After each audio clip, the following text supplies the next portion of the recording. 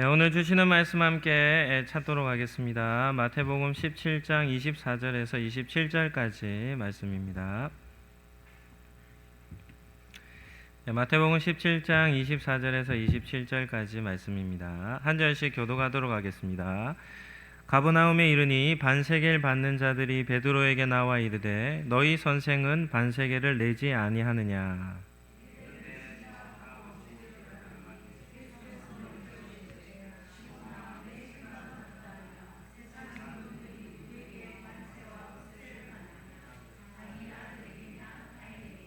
베드로가 이르되 타인에게니이다. 예수께서 이르시되 그렇다면 아들들은 세를 면하리라. 그러나 우리가 그들이 실족하지 않게 하기 위하여 네가 바다에 가서 낚시를 던져 먼저 오르는 고기를 가져 입을 열면 돈 한 세겔을 얻을 것이니 가져다가 나와 너를 위하여 주라 하시니라. 아멘. 오늘은 마태복음 17장 말씀을 가지고 베드로 11번째 시간입니다. 신분이라는 제목으로 말씀을 잠시 나누도록 하겠습니다. 한번 따라하겠습니다. 예수님의 제자는 아들의 신분을 얻습니다. 오늘도 어김없이 우리 찬양으로 섬겨주신 우리 성가대를 예수님 이름으로 축복합니다. 불렀던 찬양같이 팔복의 은혜가 있으시기를 바랍니다. 오늘은 예수님께서 베드로에게 종교세를 내는 문제를 가지고 수제자 레슨을 하십니다. 베드로에게 특별한 교육을 시키시는데요. 예수님이 어떤 신분을 가지고 계신지, 그리고 예수님을 믿는 사람은 어떤 신분을 가지게 되는지, 이 주제를 가지고 본문을 잠시 살펴보도록 하겠습니다. 첫 번째는 제가 대학교 4학년 때 동기들하고 같이 제주도에 졸업여행을, 그냥 졸업하기는 좀 심심하다 이렇게 해서 졸업여행을 간 적이 있는데, 왜 제주도로 갔냐면 한 살 많은 선배죠. 형 한 명이 제주도 출신의 사람이 있었습니다. 그래서 자기 집이 제주도니까 가자고 해서 이렇게 한 3박 4일 정도 일정을 잡고 이렇게 여행을 계획을 세웠습니다. 그 형은 이제 부모님은 다 돌아가시고 안 계시고 누나 두 분이 계셨는데, 그 누나 두 분이 이제 제주도에서 생활을 하고 있었기 때문입니다. 대학생 때니까 뭐 여비가 넉넉치 않으니까 어떻게든 여행 경비를 줄이려고 배를 타고 제주도로 가기로 했습니다. 그때는 저기 연안부도 이런 데 가면 뭐 저녁 한 6시, 7시쯤 타면 그 다음날 6시나 7시 정도에 제주도에 도착하는 거죠. 12시간 정도 걸리는데 제일 이렇게 저렴한 티켓은 방이 아닙니다. 그래서 배에 들어가니까 이게 넓은 공터가 있더라고요. 그래서 먼저 가방을 던지는 곳이 자기가 하룻밤을 묵을 수 있는 자리여서 같이 한 5명 정도 갔는데 한쪽 구석에 이렇게 자리를 잡고 뭐 밤새 이렇게 배를 타고 갔던 기억이 있습니다. 누나들도 이 동생이, 남동생이 이제 하나 있으니까 오랜만에 이제 제주도로 온다는 소식을 듣고는 잘 맞아주셨고, 그때 이제 말로만 듣던 제주도에는 뭐가 유명합니까? 고기가? 이 똥돼지가 유명한데요. 이 제주도산 이 돼지 삼겹살을 이렇게 마당에서 이렇게 석쇠로 구워서 이렇게 잘 대접해 주었습니다. 그러면서 이제 제주도 이제 이 투어를 좀 했는데 가서 안 게 있습니다. 가서 그 전에 몰랐는데요. 가서 안 것이 뭔가 하면 제주도는 뭐 지금도 지도를 보면 제주도에는 관광할 곳이 정말 많습니다. 뭐 한 80곳이 넘는 것 같습니다. 그래 그 당시는 그렇게 많지는 않았지만 어찌되었든 관광을 하려면 뭘 내야 됩니까? 이 관람료를 내야 되는 거죠. 그래서 저희는 뭐 싸게는 뭐 한 2,000원, 뭐 비싸게는 뭐 7, 8,000원씩 10,000원 정도 되는 그런 비용을 내고 우리가 관광을 하려면 그렇게 비용을 지불해야 되는데, 이 형은 주민등록증에 제주도 시민이라는, 제주도 이 주소가 딱 찍힌 제주도 구민이라는 주민등록증을 갖고 있으니까 그 관람하는 곳마다 주민등록증을 딱 내면 무료로 티켓이 딱 나오더라고요. 야, 그래서 제주도 시민이 가지고 있는 이 특별 혜택이 얼마나 큰지를 그때 보았습니다. 뭐 대학생 때니까 뭐 지금은 뭐 비용이 그렇게 크진 않지만 그때는 그것이 참 크게 느껴졌습니다. 그래서 제주도 시민들은 이 뭐 관광지라든지 이런 데를 다 무료로 관람할 수 있는 그런 특혜가 주어진다는 것을 그때 깨달았습니다. 오늘 우리가 살펴보고자 하는 이 주제는 성전세와 관련된 겁니다. 성전세. 여기도 마찬가지 세금과 관련된 것인데요. 오늘 본문에서 일어난 사건은 가버나움이라는 곳에서 일어난 사건입니다. 가버나움은 뜻이 나훔의 마을이다 이런 뜻인데요. 갈릴리 호수 쪽에서는 북서쪽에 위치한 아주 좀 중요한 그런 성읍이 이 가버나움이었습니다. 혹시 가버나움에서 일어났던 이렇게 한 사건, 유명한 사건 하나를 기억하십니까? 가버나움에서 예수님이 사역을 많이 하셨습니다. 병자도 많이 고치셨고 또 말씀도 많이 가르치셨는데, 그때 백부장, 이 로마에 속해 있던 백부장이 예수님께 찾아와서 강구한 겁니다. 뭐 때문에 강구했습니까? 자기 집에 있는 종이 이 중풍병에 걸렸다는 것. 그래서 자기 종을 고쳐달라. 예수님이 가서 고쳐주겠다니까 이 백부장이 뭐라고 합니까? 말씀만 하라는 거. 말씀만 하십시오. 말씀만으로도 저희 집에 있는 종이 고침을 받을 수 있습니다라는 그런 믿음을 보였죠. 그래서 예수님께서 그를 아주 크게 칭찬하셨습니다. 그러니까 이 가버나움이라는 성은 어떤 성인가 하면 로마의 군대가 주둔하고 있었던 곳입니다.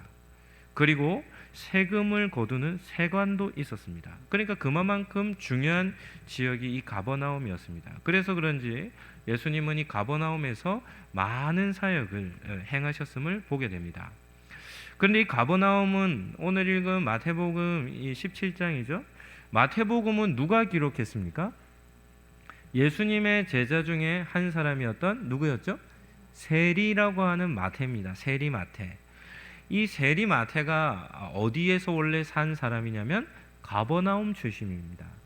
예수님께서 가버나움에서 세리장이었겠죠. 이렇게 세리로 일을 하고 있던 마태를 보시고는 어떻게 하냐면 예수님께서 제자로 나를 따르라 해서 부르셨던 것이죠.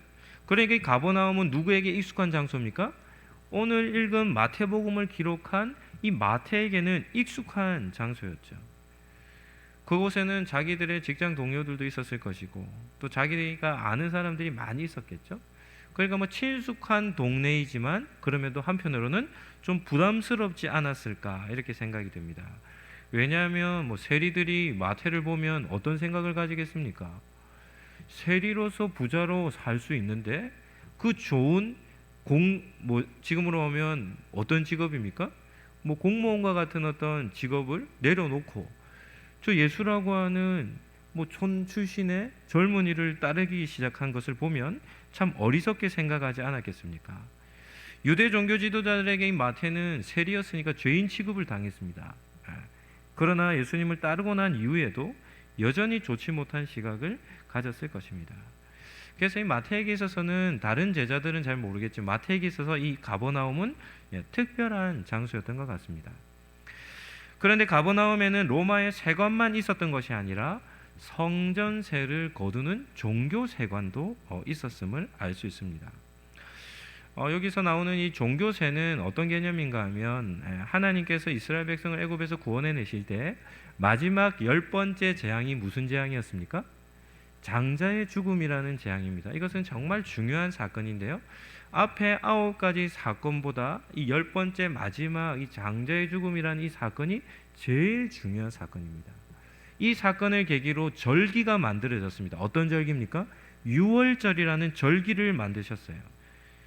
그리고는 하나님께서 이스라엘의 모든 남자들, 처음에는 장자의 개념을 가지고 있지만 20세 이상 된 모든 남자들에게는 1년에 반세겔씩 성전세를 내도록 하나님께서 명령하셨습니다. 이것은 무슨 뜻인가 하면 생명의 속전이라.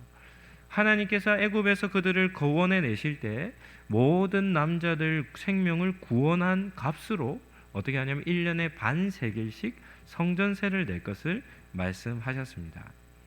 그러니까 가버나움에 가서 성전세를 거둘 때가 된 것 같아요.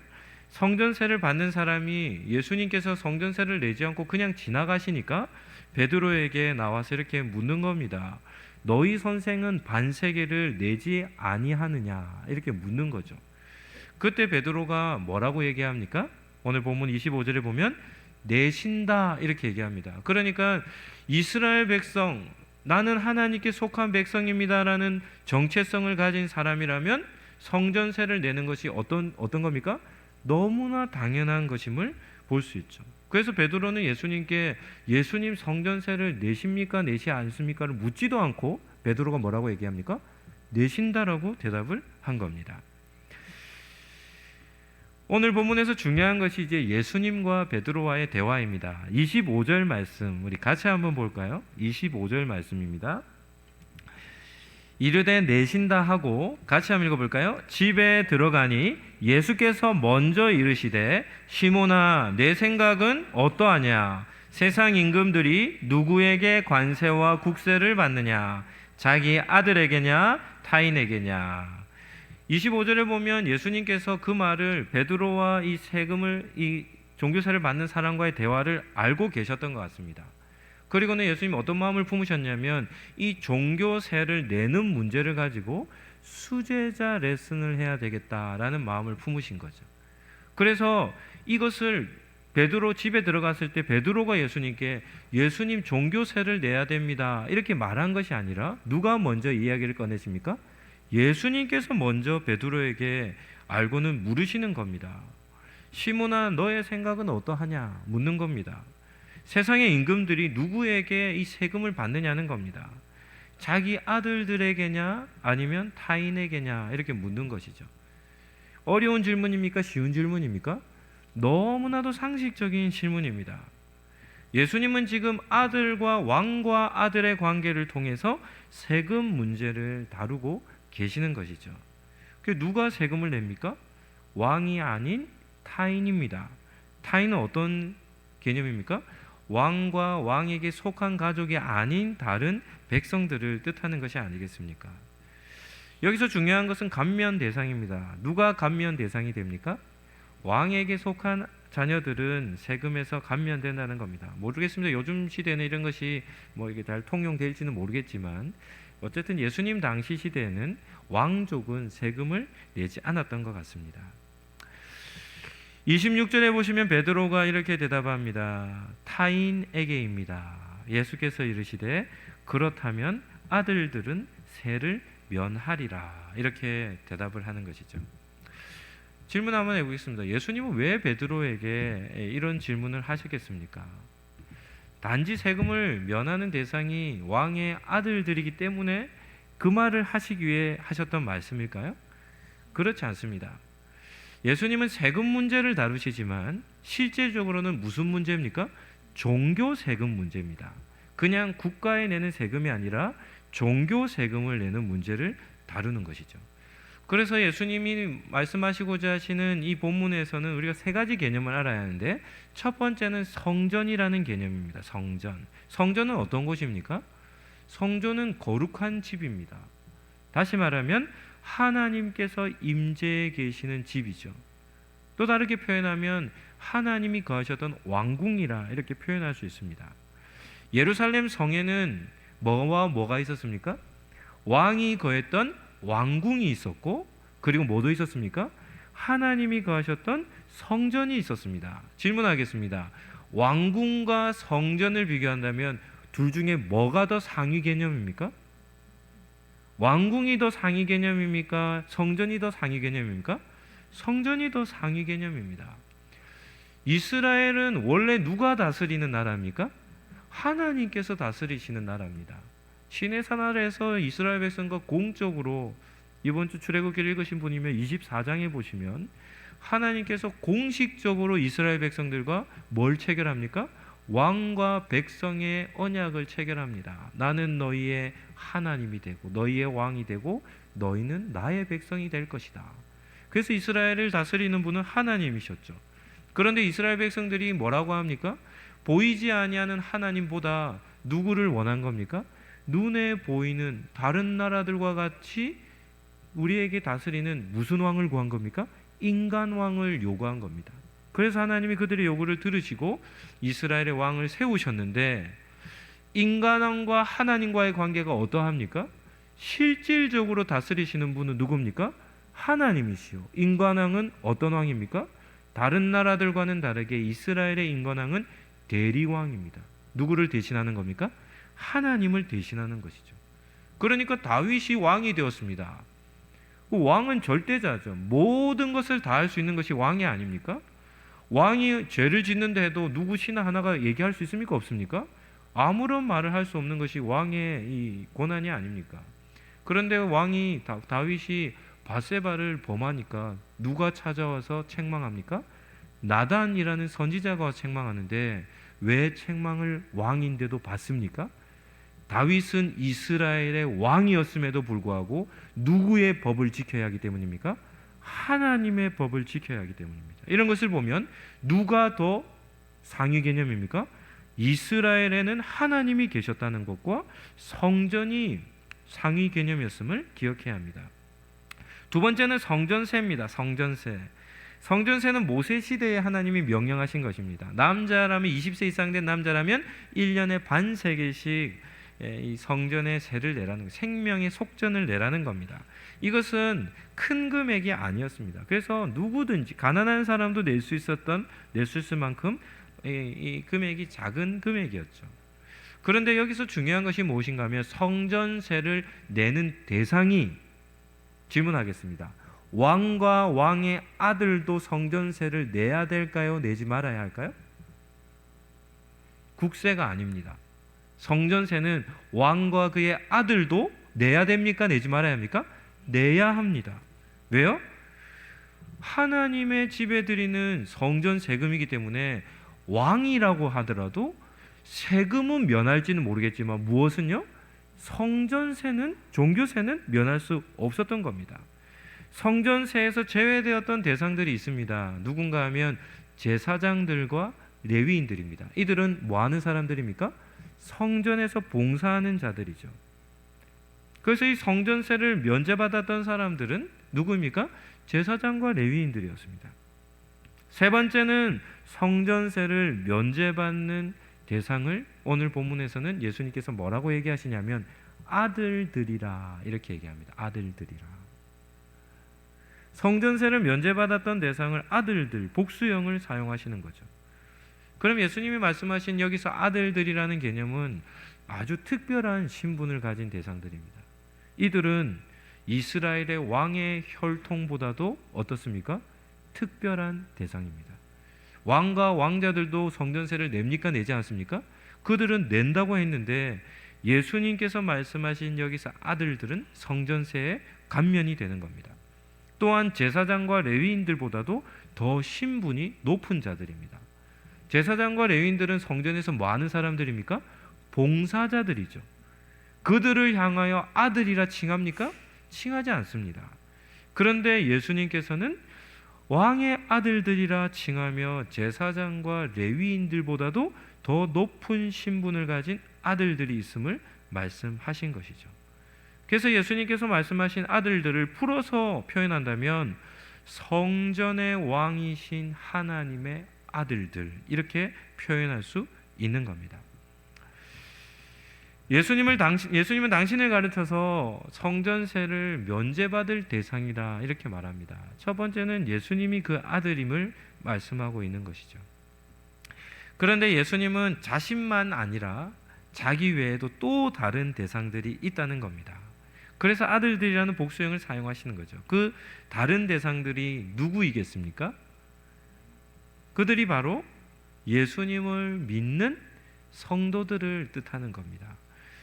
로마서 8장 14절에서 16절 말씀, 아주 중요한 말씀인데요. 성도에게 있어서 또 다른 표현이 나옵니다. 성도의 신분인데 이 본문을 한번 보시죠. 무릇 하나님의 영으로 인도함을 받는 사람은 곧 하나님의 뭐라는 겁니까? 아들이라는 겁니다. 너희는 다시 무서워하는 종의 영을 받지 아니하고, 같이 읽어볼까요? 양자의 영을 받았으므로 우리가 아빠 아버지라고 부르짖느니라. 성령이 친히 우리의 영과 더불어 우리가 하나님의 자녀인 것을 증언하신다라고 나옵니다. 예수님께서 왕의 아들들, 하나님의 아들들이라고 표현한 이 개념 속에는 누가 포함되어 있습니까? 예수님 외에도 누구죠? 예수님을 믿는 성도들, 대표로 한다면 제자들, 그 중에서도 대표로 지목한 사람이 누구인가 하면 베드로였다는 것입니다. 예수님 자신과 더불어 제자들, 예수님께 속한 사람들은 성전세의 감면 대상이라는 겁니다. 이유는 무엇 때문입니까? 그들은 왕의 아들들, 하나님의 아들들이라는 아들들이었기 때문이죠. 그렇다면 오늘 본문에 나오는 타인, 이 타인은, 세금을 내야 될 타인은 누구를 뜻하겠습니까? 이들은 유대인들을 뜻하는 겁니다. 여전히 성전세를 내고 있는 그들이죠. 그럼에도 그들은 예수님을 믿지 않았고 배척했죠. 그래서 그들은 하나님의 아들이라는 칭호를 그들은 받지 못했던 겁니다. 마지막 살펴볼 주제는 성전세를 내는 사건입니다. 27절 말씀을 한번 보실까요? 27절 말씀, 우리 이 말씀도 같이 한번 읽어보시죠. 그러나 우리가 그들이 실족하지 않게 하기 위하여 네가 바다에 가서 낚시를 던져 먼저 오르는 고기를 가져 입을 열면 돈 한 세겔을 얻을 것이니 가져다가 나와 너를 위하여 주라 하시니라. 27절에서는 중요한 주제가 두 가지가 나옵니다. 첫 번째는 절제입니다. 절제. 예수님은 하나님의 아들로서 성전세를 낼 필요가 없는 분이셨음에도 불구하고, 그러나 그들이 실족하지 않기 위해서 뭐 한다는 겁니까? 성전세를 내시겠다는 겁니다. 이러한 예수님의 모습을 우리는 잘 보아야 하고 닮아야 합니다. 성도라 하면 믿음의 양심을 따라 살아갈 수 있습니까? 없습니까? 얼마든지 신앙 양심을 따라 살아갈 수 있습니다. 그러나 중요한 것은 그러한 신앙에 미치지 못하는 믿음이 연약한 사람들에 대한 배려를 우리는 늘 하며 삶을 살아야 하는 것이죠. 사도 바울도 고린도전서에서 이런 기록을 한 적이 있습니다. 로마서 8장 9절에서 13절 말씀인데요. 제가 한번 읽어드리겠습니다. 그런즉 너희의 자유가 믿음이 약한 자들에게 걸려 넘어지게 하는 것이 되지 않도록 조심하라. 지식 있는 이가 우상의 집에 앉아 먹는 것을 누구든지 보면 그 믿음이 약한 자들의 양심이 담력을 얻어 우상의 재물을 먹게 되지 않겠느냐. 그러나 내 지식으로 그 믿음이 약한 자가 멸망하나니 그는 그리스도께서 위하여 죽으신 형제라. 이같이 너희가 형제에게 죄를 지어 그 약한 양심을 상하게 하는 것이 곧 그리스도에게 죄를 짓는 것이니라. 같이 한번 읽어볼까요? 그러므로 만일 음식이 내 형제를 실족하게 한다면 나는 영원히 고기를 먹지 아니하여 내 형제를 실족하지 않게 하리라. 아멘. 여기서 두 가지가 대칭이 됩니다. 우리의 신앙의 자유라는 것과 또 하나는 믿음이 연약한 자라고 하는 이 두 대상입니다. 두 가지입니다. 그런데 바울은 무엇을 우선시합니까? 내 믿음이 되는데 내가 우상의 제물을 먹는다고 제사상 음식 먹어도 됩니까? 안 됩니까? 얼마든지 먹어도 되지 않습니까? 그거 먹는다고 우리가 부정해집니까? 음식은 그냥 먹으라고 주는 건데, 그런데 그런 것들이 우리의 신앙의 양심에서는 자유로울 수 있지만 믿음이 약한 자들이 볼 때는 어떻게 볼 수 있습니까? 저 사람은 제사상의 음식을 먹네? 이렇게 하면서 믿음이 약한 사람들이 그러한 모습을 보고 그러한 모습을 따라 행하며 우상의 제물을 먹어 그 사람이 죄를 짓게 된다면 그것은 믿음이 성숙한 자들의 신앙의 자유가 연약한 자들에게 죄의 올무가 되기 때문에 그러한 일을 금하라는 겁니다. 절제하라는 겁니다. 그래서 바울은 어떻게까지 얘기합니까? 만약에 우상 제물을 먹는 그 고기를 먹는 것으로 믿음 연약한 자들이 실망하여 실족한다면 나는 영원토록 그 고기를 먹지 않겠다. 바울은 어떻게 하는 겁니까? 연약한 자들을 위해 나는 그들을 위해 살겠다라고 이렇게 전한 것입니다. 왜냐하면 고린도 교회 안에 우상의 제물을 먹는 문제로 인해서 그 교회 안이 아주 시끄러웠기 때문입니다. 예수님도 이러한 모습은 예수님을 닮은 모습이죠. 예수님께서도 자신은 하나님의 아들이시니까 성전세를 내지 않으셔도 되지만 그러한 자신의 자유를 연약한 자들을 위해 어떻게 합니까? 절제하는 겁니다. 그들을 위해서 내가 반세겔의 세금을 내겠다라고 예수님이 말씀하시는 거죠. 이런 것이 성도의 삶입니다. 성도는 믿음이 연약한 자들을 무시하거나 멸시하거나 업신여겨서는 안 됩니다. 도리어 우리의 눈높이를 낮추어 연약한 자들의 눈높이에 맞추어 우리가 그들을 대해야 하는 겁니다. 이런 것이 예수님에서 보여주는 절제의 모습인 것이죠. 두 번째는 성전세를 내신 방법입니다. 예수님은 독특한 방법으로 성전세를 내셨습니다. 어떻게 냈습니까? 베드로에게 가서 낚시하라는 겁니다. 네. 낚시해서 제일 먼저 잡힌 그 물고기 입을 열면 뭐가 있다는 겁니까? 한 세겔에 이 동전이 있을 거라는 거죠. 은돈이 있을 거라는 겁니다. 은전이 있어서 그것을 가지고 어떻게 하라는 겁니까? 그 세금 종교세를 걷는 사람에게 가서 누구와 누구 겁니까? 한 사람이 반 세겔이니까 한 세겔은 몇 명 몫이죠? 두 사람 몫이니까 예수님 몫과 누구 몫까지입니까? 베드로의 몫까지입니다. 이 말은 무슨 말이겠습니까? 베드로 역시도 종교세를 감면당할 하나님의 아들이라는 뜻이 아니겠습니까? 그래서 베드로에게 예수님이 말씀하시며 자신과 베드로의 종교세를 그렇게 내도록 명령을 하신 겁니다. 이런 것도 우리가 과학적으로 그냥 상식적으로 생각해 본다면 가능한 일입니까? 불가능한 일입니까? 평생 낚시질을 해가지고 물고기 입을 다 연다고 한번 해보시죠. 입에 은전 한 세개를 물고 있는 물고기 잡을 확률이 얼마나 되겠습니까? 아니면 그물질을 해서 한 번에 수백 마리씩 잡는다면 모르겠습니다. 그렇게 해도 가능할지 모르겠습니다. 그런데 예수님은 베드로에게 그러한 특별한 기적을 통해 무엇을 가르치고 계십니까? 너와 나는 누구라는 겁니까? 하나님의 아들이라는 겁니다. 이것이 바로 예수님께서 다섯 번째 베드로에게 가르치셨던 베드로의 수제자 레슨이었던 것이죠. 말씀을 정리하도록 하겠습니다. 예수님께서 베드로에게 가르쳐 주신 것이 무엇입니까? 첫 번째는 예수님은 하나님의 아들이시다라는 겁니다. 이것은 우리 신앙에 있어서 무엇입니까? 신앙의 고백입니다. 정말 중요한 신앙의 고백입니다. 예수님은 누구십니까? 예수님은 하나님의 독생하신 아들이십니다. 이것은 우리가 예수님을 향하여 고백해야 할 신앙의 고백입니다. 한번 따라 하시죠. 예수님은 살아계신 하나님의 아들입니다. 믿으십니까? 두 번째는 무엇입니까? 한번 따라 하시죠. 예수님을 믿는 모든 성도는 하나님의 아들입니다. 요한복음 1장 12절 말씀, 우리가 잘 아는 말씀이죠.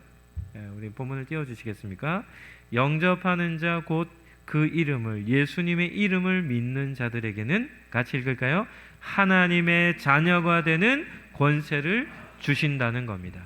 예수님을 마음을 열어 영접하며 예수님을 믿는 모든 사람에게는 하나님의 자녀가 되는 권세를 주신다는 거죠. 앞에서 우리가 로마서도 읽었듯이 우리가 하나님의 양자가 되는 겁니다. 하나님의 아들과 딸이 되는 것이죠. 그것을 누가 우리에게 증언하십니까? 성령께서도 그것을 증언해 주신다라고 합니다. 오늘 예배를 드리는 우리 성도님들 중에 하나님을 아버지라고 부르는 게 불편하다든지 아니면 좀 부담스럽게 여기시는 분이 계십니까? 여러분들은 하나님을 아버지라 부르는 것이 어떻습니까? 자연스럽습니까? 사람은 아무나 보고 아버지라 부르지 않습니다. 그런데 하나님을 아버지라 부르는 그런 은혜를 우리에게 주셨고, 우리는 얼마든지 하나님을 아버지라 부를 수 있는 그런 특별한 신분을 주신 겁니다. 이것은 구약의 이스라엘 백성보다도 더 하나님과의 친밀한 관계요, 구약의 제사장과 레위인들보다도 하나님의 집에서 봉사했던 자들과도 비교되지 아니할 정도로 특별한 신분인 것이죠. 그래서 우리는 얼마든지 하나님을 누구로 부를 수 있습니까? 아버지라 부를 수 있습니다. 예수님의 제자로 살아가는 성도라고 한다면 우리는 하나님을 아버지라 불러야 한다는 것입니다. 예수님이 하나님의 아들 되신다는 이 신앙 고백 평생 여러분의 입술에 담고 사시기를 예수님 이름으로 축복합니다. 하나님을 아버지라 기도할 때마다 부르시며 그 아버지 되신 하나님께 늘 기도하며 사시기를 예수님 이름으로 축복합니다. 하나님의 아들이신 예수님의 은혜와 우리를 자녀 삼아주신 하나님의 사랑과 우리가 하나님의 자녀임을 증언하시는 성령님의 교통하심이 예수님을 온전히 알고 예수님을 사랑함으로 예수님의 제자가 되기로 마음에 다짐하는 우리 성도들의 머리 위에와 가정과 직장과 사업과 생업 위에 또 이 나라와 모든 세계교회 위에 지금부터 영원토록 함께 있을지어다. 아멘.